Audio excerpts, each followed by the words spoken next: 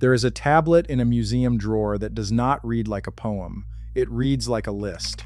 It names the wife, the children, the second wife, the musician, the cupbearer, the barber, the palace servants, and it lays them all down, in order, in the tomb of a dead king, in the exact place they held while he was alive. We call it a myth, a farewell for a hero who wanted to live forever and failed. But a myth does not take inventory of a household, and in the ground at that list has bodies. Start with the clay, because the clay is where this gets strange. The text is called the Death of Gilgamesh. Pieces of it came out of the ruins of Nippur around the turn of the 20th century, and a fuller version came later out of a site called Turan, modern Tel Hadad, where a second copy filled in lines the first one had lost. It is Sumerian. The copies we have are Old Babylonian, but the composition behind them is older, reaching back toward the Ur-3 period 4,000 years ago and more. That means this funeral was already ancient when the oldest parts of the Hebrew Bible were being written. Older than Homer, older than almost anything you were taught to call the beginning. For decades, the poem was only half readable, a broken Nippur text that trailed off exactly where the funeral should be. So scholars could see the death coming, but not what was done with the body. Then the Turan tablets surfaced and slotted into the gaps. And the missing section turned out to be the one that mattered most. Not the mourning, the procedure. And it is not a lecture on death. It is a scene. Gilgamesh is dying. He cannot eat. He cannot rise. He cannot lie still.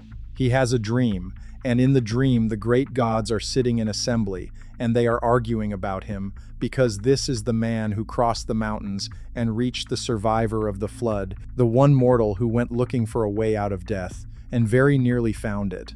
Enki speaks for him. His divine mother is invoked. It does not matter.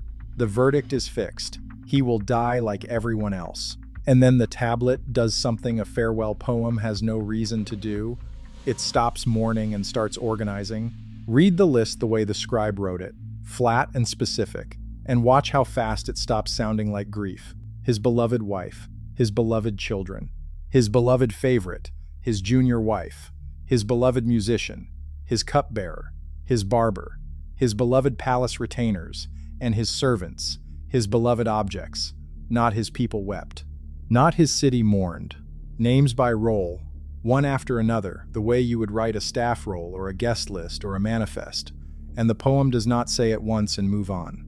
The household is named when he dreams his death, and named again when he is laid to rest, the same rolls in the same order, as if the scribe were checking the list twice to make sure no one was missed.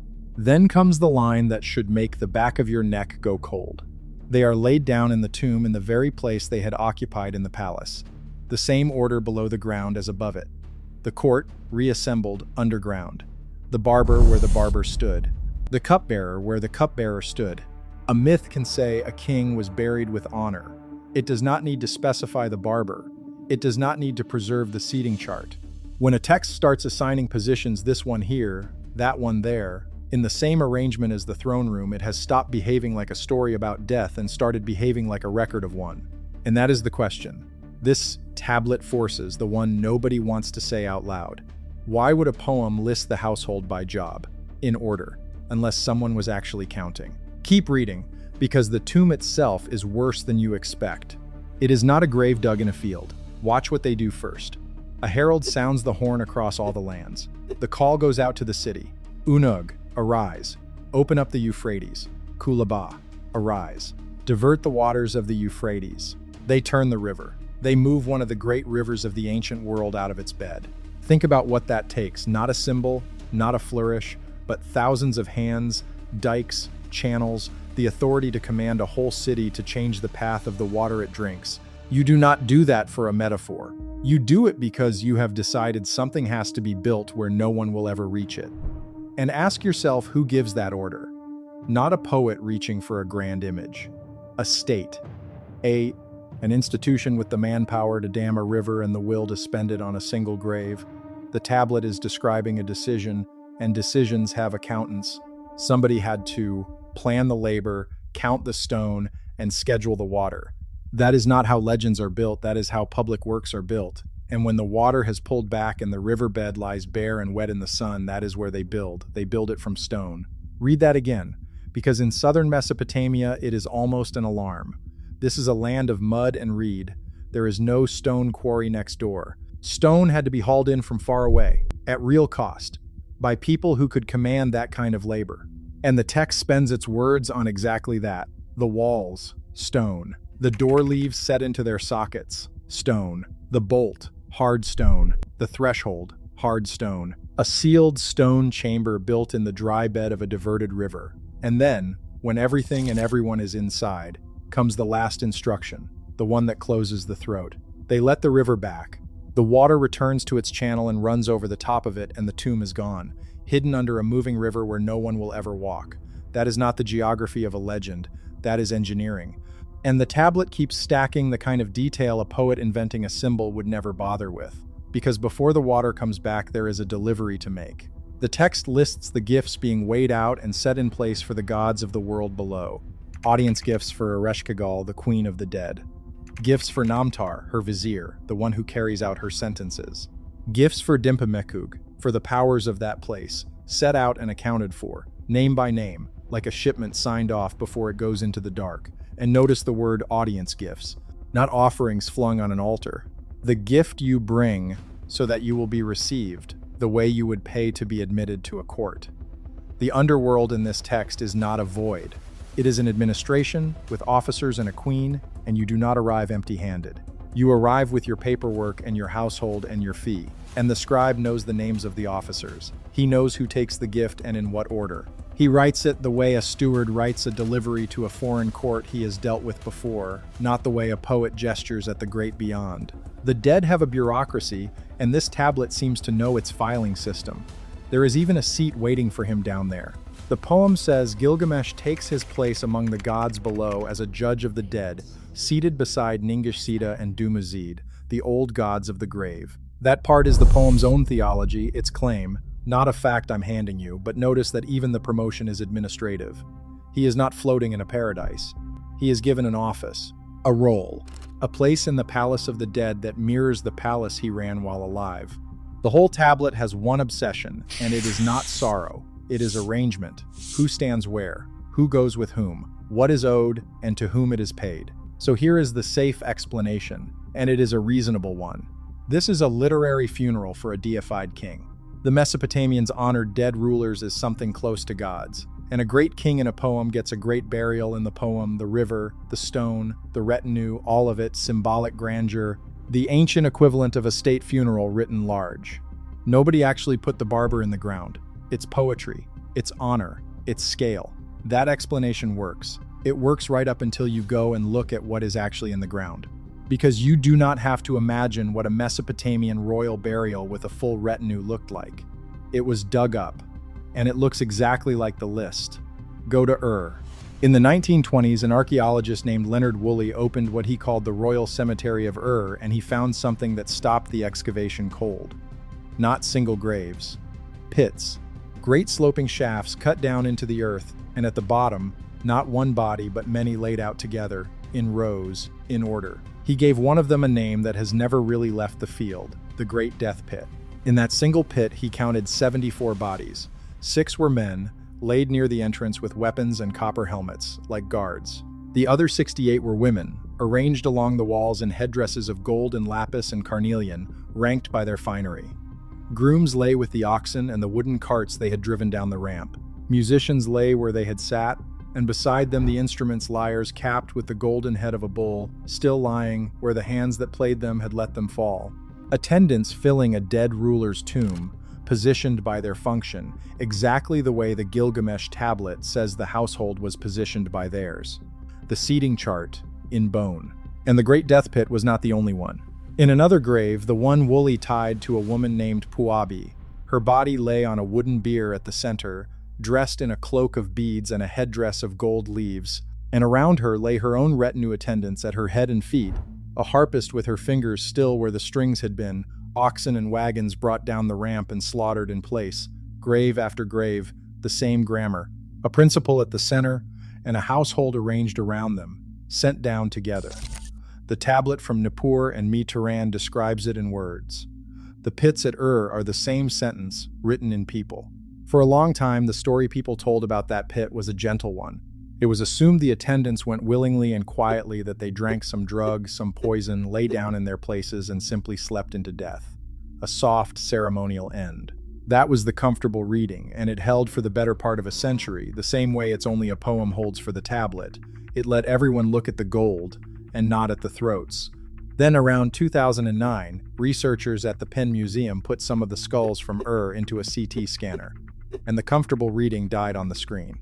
The scans did not show quiet poisoning. They showed holes, perimortem fractures, a heavy pointed instrument driven into the back and side of the head right around the moment of death. These people were not drugged into a gentle sleep. They were struck, killed, at the edge of the pit, and arranged. And the same study found something even colder.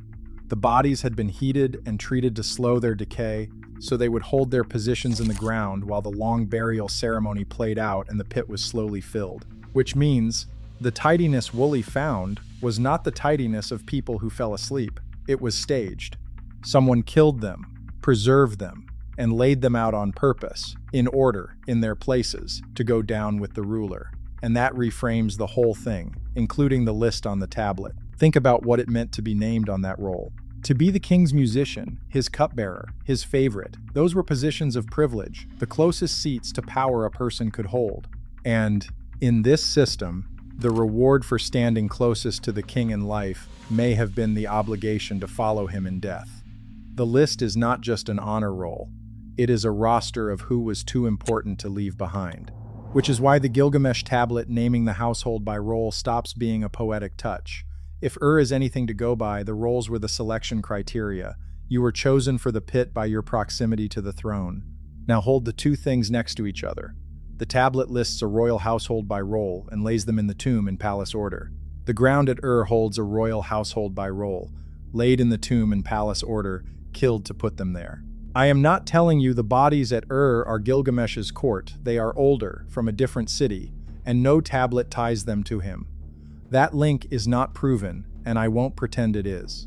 But I don't need them to be the same people to make the point.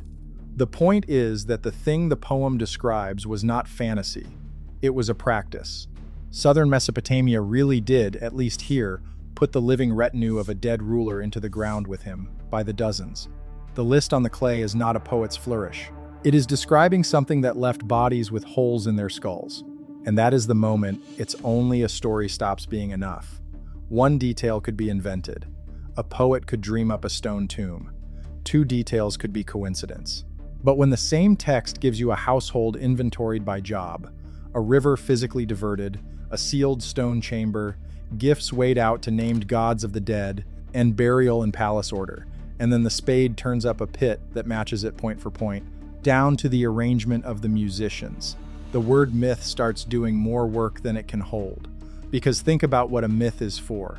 It exaggerates. It rounds up. It reaches for the biggest image and drops the boring specifics. A myth would give you a golden tomb and a grieving city and leave it there. It would not stop to note that the bolt was made of hard stone, or that the household was placed in palace order, or that a fee was weighed out for the queen of the dead. Those are not the flourishes of a storyteller.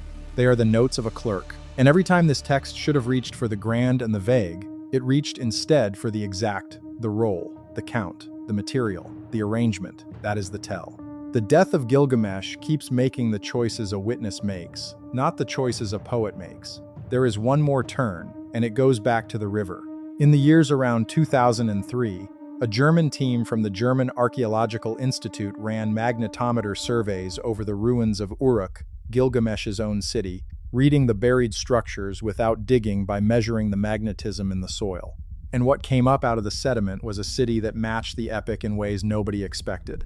They mapped the ancient course of the Euphrates running right through the settlement canals, branching off it, gardens, houses, a whole waterlogged system, one of them compared to Venice in the desert. And out beyond the edge of the old city, in what had once been the middle of the former river channel, the survey found the outline of a building. The man who led the prospecting, Jorg Fassbinder, was careful, and I am going to be as careful as he was, because this is where credibility matters. He did not say he had found the grave of Gilgamesh. His actual words were that he did not want to say definitely it was the grave, but that it looked very similar to what is described in the epic, a structure sitting in what had been the bed of the river, exactly where the tablet says the tomb was built. That is not proof. It is a magnetic shadow in old mud, unexcavated, unconfirmed, and it may be nothing more than a building that happened to end up in an abandoned channel.